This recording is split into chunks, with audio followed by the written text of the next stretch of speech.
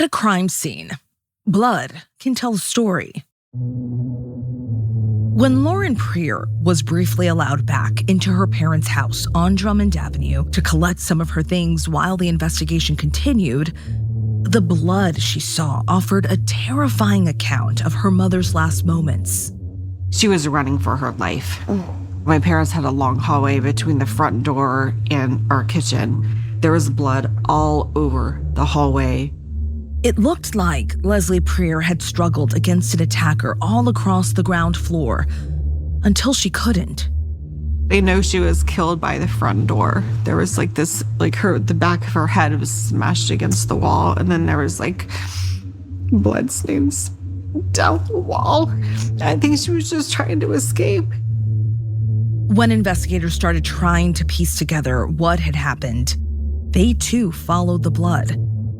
They sprayed a chemical called luminol all over the house. It glows blue when it comes into contact with even the smallest amount of blood. Thanks to the luminol, investigators now saw new clues, previously undetectable to the naked eye. Big blue swoops and smears where someone had seemingly tried to clean up even more blood. The luminol showed that Leslie was likely already dead when someone had dragged her body up the stairs and into the shower. I had to walk through that.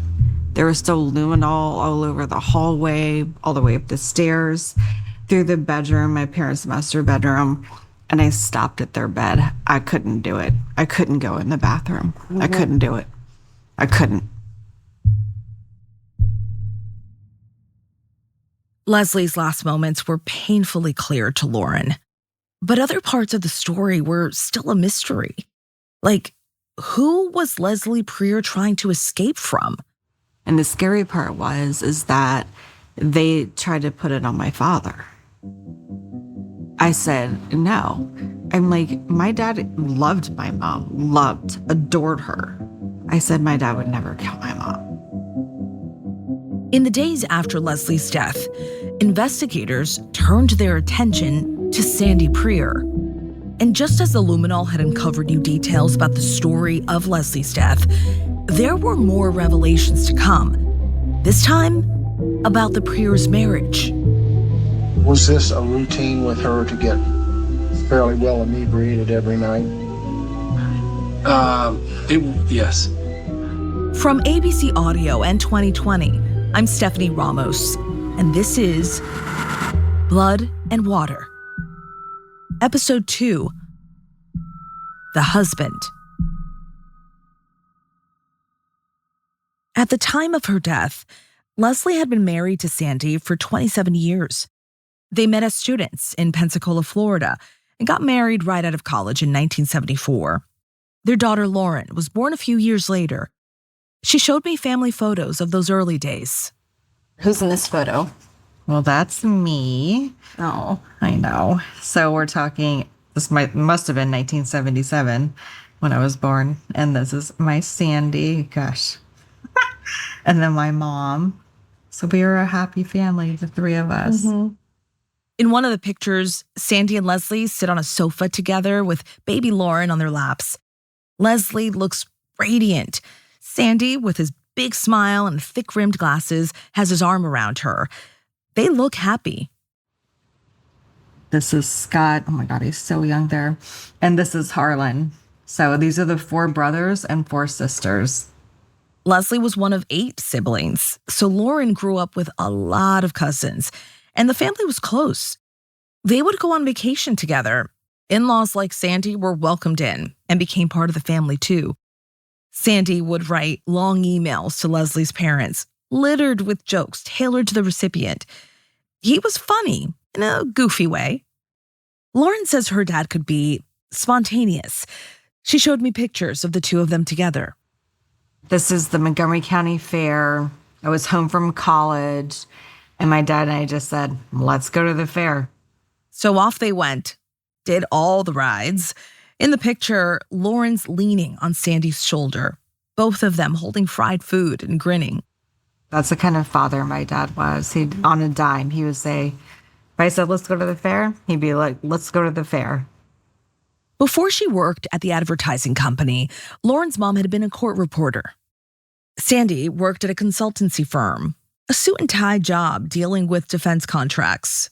The three of them moved into the house on Drummond Avenue in 1993, when Lauren was in high school. What was Lauren like back then? Sweet, soft-spoken, outgoing, mischievous, definitely mischievous. Bryce Thomas was one of Lauren Prier's best friends back then. They're still close today. When Lauren was in high school, she and her friends would congregate at the Prier house. The whole gang got to know Leslie and Sandy Prier.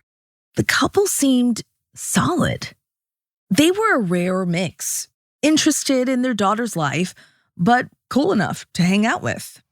Mrs. Prier was always so engaging. It made you feel welcome. You don't think about these things too much as a kid, but now when you look back at it, you're like, yeah, she was more involved, really wanted to meet us and figure out who are these kids hanging out with my daughter, The core group that was often together included Lauren, Bryce, Lauren's best friend Lisa, and Lauren's boyfriend, Eugene, a kid from the neighborhood. The pictures Lauren showed me include awkward teen group photos, but also a lot of her and her parents. Lauren says that as a teenager, she had some rebellious moments, but her relationship with her parents was always good. When you see photos like these, what comes to mind? That they were the best parents. We just had so much love for each other, and we had so much fun together. And a lot of people or friends don't have the same relationship with their parents. Do you know what I mean? Lauren remembers her family as closer than most, and their red brick house on Drummond Avenue as the setting for a lot of these happy scenes. But what had been Lauren's home was now a crime scene, with new pictures taken by investigators. Instead of a smiling family inside, there were luminal smears and blood drops. And as the investigators began to piece together the facts of the case, it became clear. Sandy and Leslie Prier were far from picture perfect.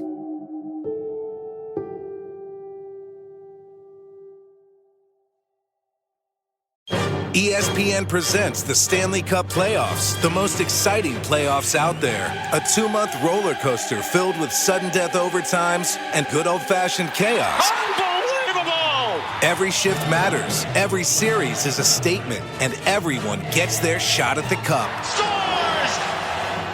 The Stanley Cup Playoffs, presented by Geico. Continue on ABC, ESPN, and the ESPN app. Whoa. We need some water. I need a martini. Yeah. I love the sound of cooking. The sort of music. It is. I'm Stanley Tucci, and I want to invite you on a journey through the country that I love, Italy. Join Stanley Tucci for a new season You are a good cutter. Babe. of National Geographic's Tucci in Italy. All right, should we eat? Tucci in Italy. New season premieres Monday, May 11th on National Geographic. Streaming next day on Disney Plus and Hulu.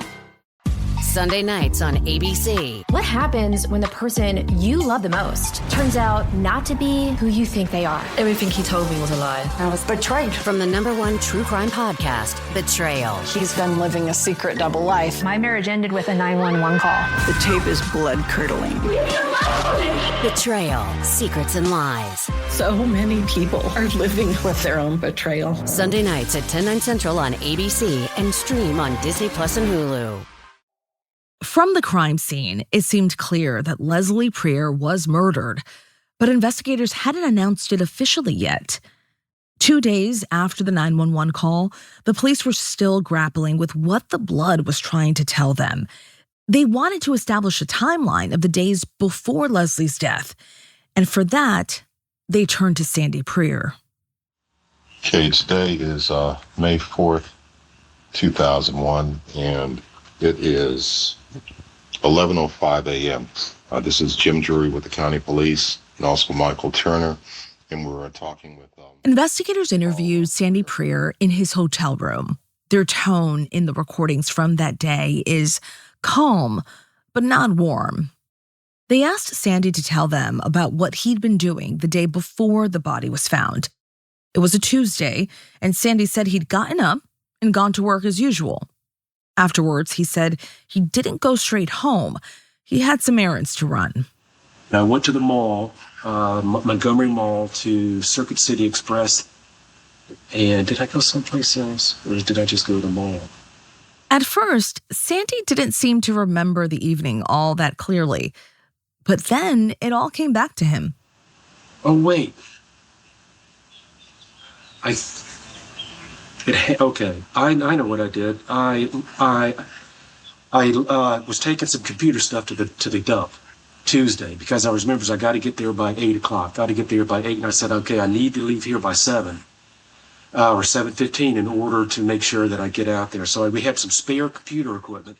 Sandy told detectives in detail about needing to find camera parts and recycle electronic waste. He said he didn't get home until late, around 9 p.m. I was really beat. I went to bed around 9:30 that night. It was Tuesday night. Your wife was home when you got there? Wife was home when I got there. She kissed me good night. You have dinner? No. Do you know she had dinner? She would cook.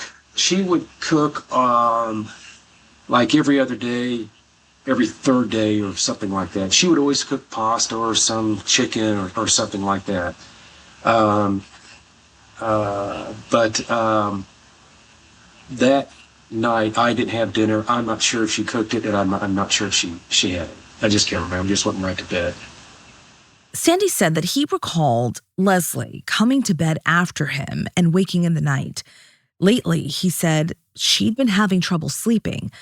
The detectives asked him about another part of Leslie's daily routine, alcohol. Sandy said she would have wine when she got home, and he said not just one glass. How many?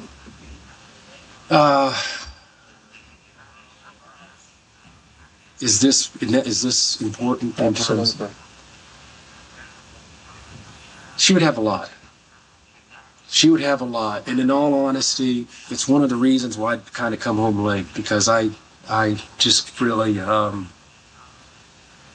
was getting hard to deal with. Sandy told detectives that he would often come home to find Leslie had had a lot to drink.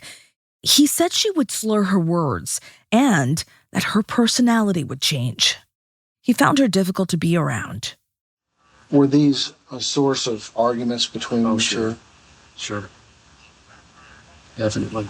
I think we talked just briefly the other day in the driveway, and we were asking about the stain on the ceiling. Right. You said that was from wine. It was from wine, and what that came from was she had too much to drink that night, and there was a glass of wine on the counter. And, I just flossed it, just slung the glass, and I didn't let go of the glass. Mm-hmm. Just slung the liquid, and I said something along the line, you don't need any more of this. How long ago was that? I would say that was within 2 weeks. It's been pretty recent. Sandy described how these arguments were getting worse in the weeks leading up to Leslie's death. He said that her drinking had put a strain on their relationship. I just didn't enjoy being with someone who, in that condition, who had too much to drink. I mean, you had to make sure you whatever you said, because she could take it any other way. And when she got cranked up, man, it was shut it down. You couldn't get away from whatever that subject she may be on. She just keep just bam, bam, bam, just keep coming at you, and it wasn't fun. It wasn't just the arguments. Sandy described one time when he and Leslie had been in an argument, and he said he turned away from her. He felt Leslie's fist hit him right in his back. Did that ever... No, I didn't react to it. If that's what you're going to ask me. Right. No, I mean, I never... the most violent I ever got was I'd grab her and just say, you got to snap out of it. Like grabbing her by her shoulders? Her shoulders, and, you got to snap out of it. But Did that, one time, and it, really, and she, hit the wall. Nothing, smashing or anything. It hit the wall, and she's burst in tears. And I'm thinking, God, what am I doing? So, so I pretty much controlled myself to where I wasn't going. I was not going to go there. You can see how Sandy's reactions to what was happening around him might have looked odd to investigators. Remember, right after Sandy had first seen the blood in the foyer and the officers had arrived at the house to investigate, Sandy had made a joke. "You mean business," he'd said. And now, in a police interview about his wife's death, Sandy was volunteering descriptions of heated arguments he'd had with Leslie, some in the weeks before her death. And at this point, Leslie's death had not been formally announced as a homicide.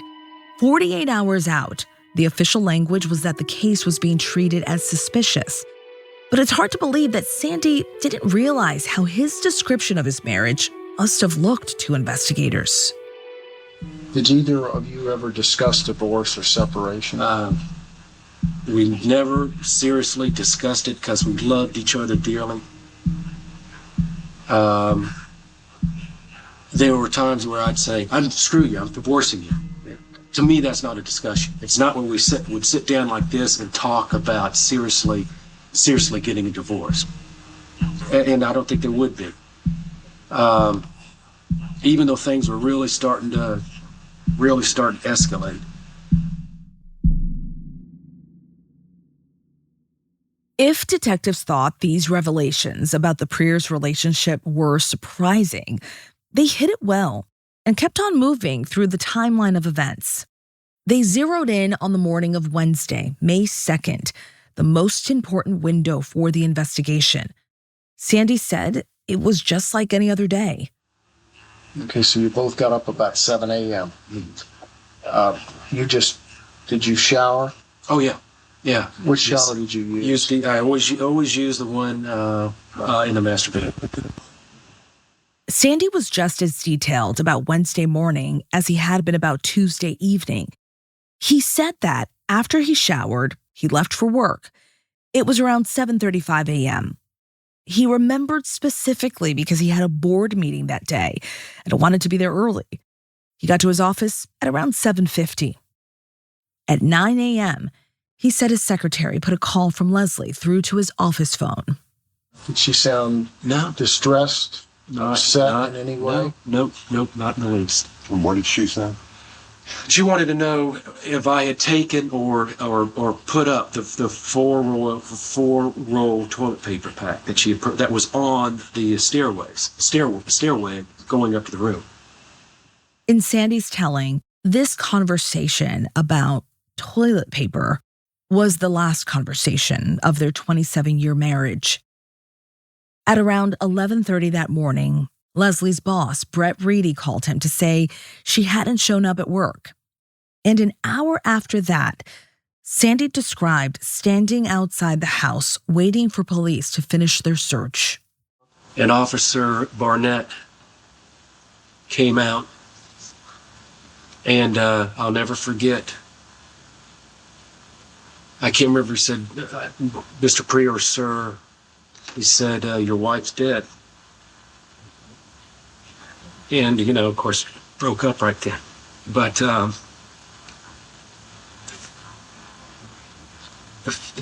the finality of it right there, just wasn't expecting.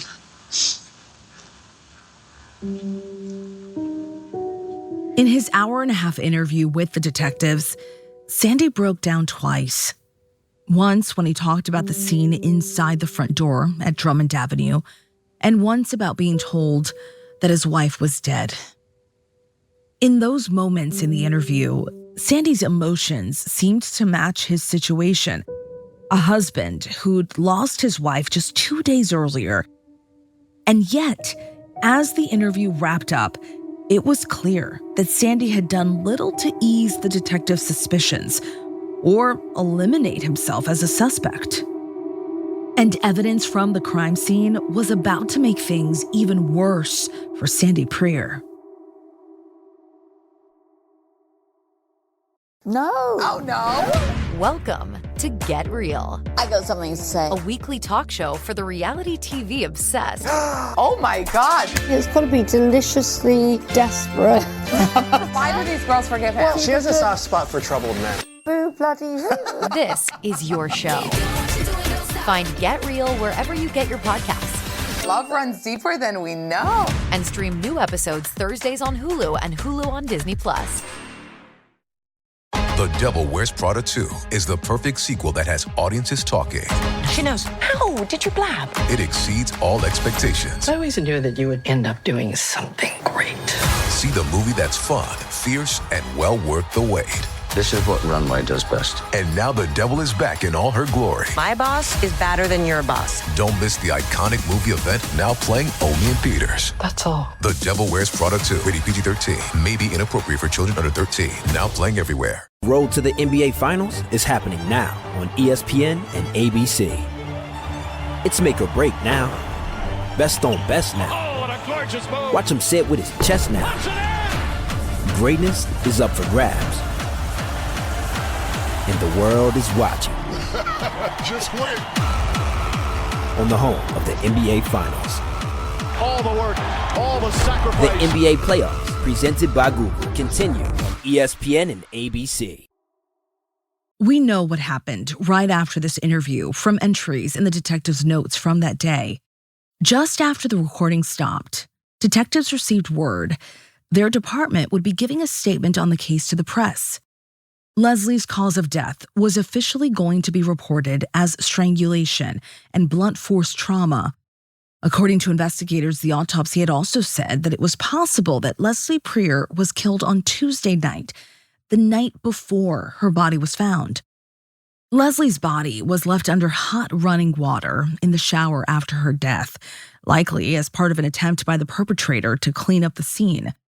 The temperature of the water had sped up the decomposition process, making it hard to be sure of the exact time that Leslie died. And there was undigested food in Leslie's stomach, pasta. It fit with Leslie being killed a short time after eating the very dinner that Sandy had just told detectives his wife often made. Sandy's recollection of his Tuesday evening and Wednesday morning was now in question. If Leslie had been killed on Tuesday night, and it was still an if, had Sandy driven around town to give himself an alibi? His entire story depended on Leslie being alive on Wednesday morning, and detectives thought that the evidence suggested otherwise. In his hotel room, detectives told Sandy what would soon be public information. Leslie was murdered. They wrote in their notes that Sandy hung his head for around a minute and then said, "I think I know where this is going."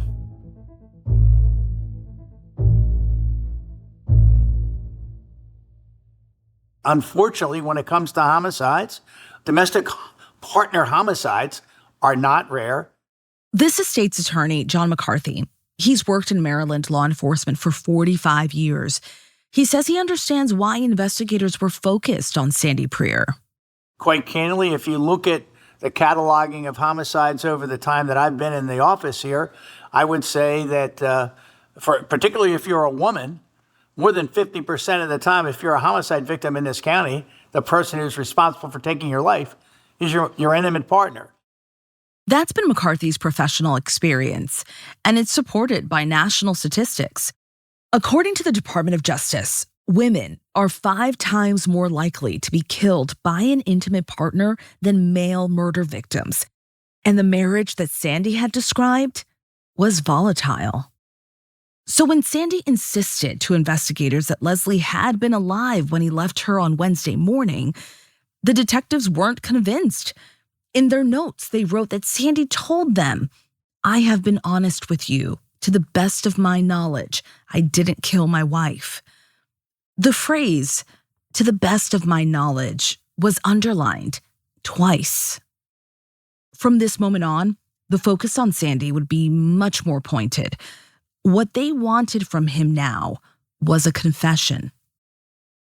Even before word spread that Sandy Preer was a suspect, Leslie's death had rocked their quiet suburban community. The town of Chevy Chase has 0 homicides, and that you probably could count on one hand the number of homicides maybe over a 10 or 20-year period of time in a town like Chevy Chase. So as you can imagine, when something like this does become public, it sometimes comes with a lot of panic. Detectives had questioned the neighbors along Drummond Avenue on the day Leslie's body was found. At the time, none of them reported anything unusual, just shock at what had happened. With the increased scrutiny of Sandy, things started to change. 1 month after the murder, a neighbor told police that he remembered seeing all the lights on in the Preer house at 2 a.m. the day the body was found. He thought it was odd.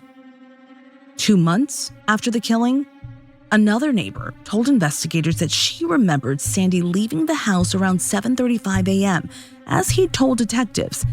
But she thought Sandy seemed like he was making an effort to have eye contact with her, which she said seemed out of character.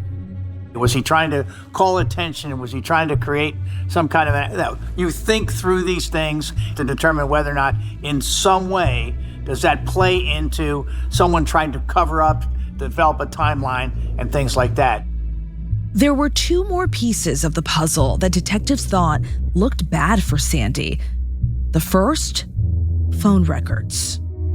Back in 2001, call records were harder to verify, so investigators couldn't confirm that 9 a.m. call Sandy said Leslie had made to him about the toilet paper. And then there was the polygraph.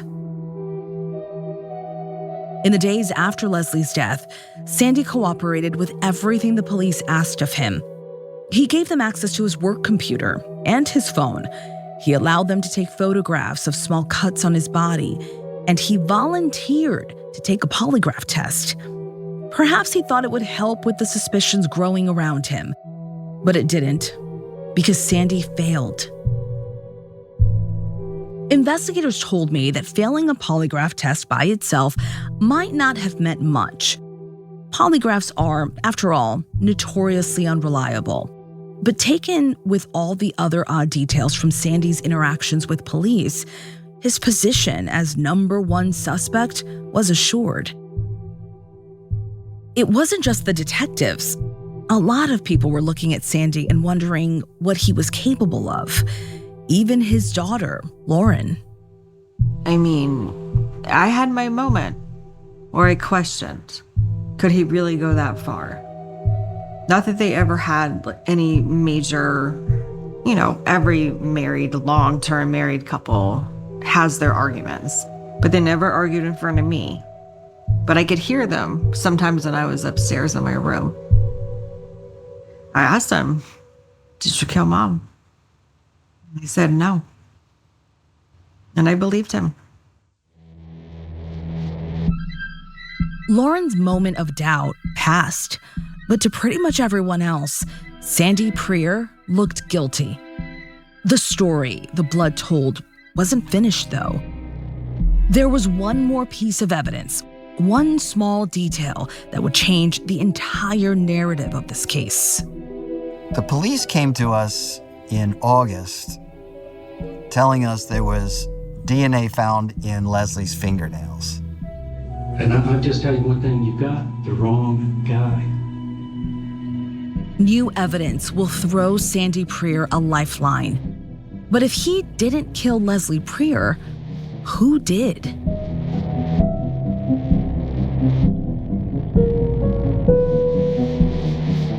Blood and Water is a production of ABC Audio in 2020, hosted by me, Stephanie Ramos, produced by Madeline Wood, Shane McKeon, and Kiara Powell, with help from Emily Schutz and Caitlin Schiffer, edited by Gianna Palmer.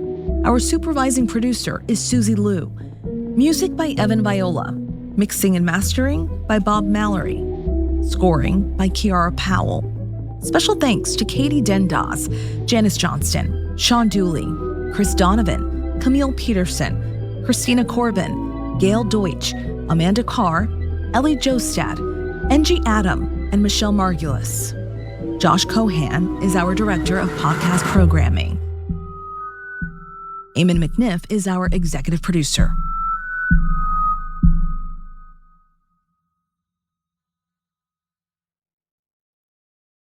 There was only one Richard Simmons. It's sweating time! Megastar, adored by millions. Then one day, he disappeared for a decade. Where in the world is Richard Simmons? Now, his closest family and friends speak out for the first time to Diane Sawyer. He had to be in a lot of pain. He had to be in a lot of pain. And what does Richard's live-in housekeeper, the last person to see him alive, now say happened behind closed doors? This is the first time I'm talking about this. The Mystery of Richard Simmons, a Diane Sawyer special. Premieres Tuesday, May 12th on ABC and stream on Disney Plus and Hulu.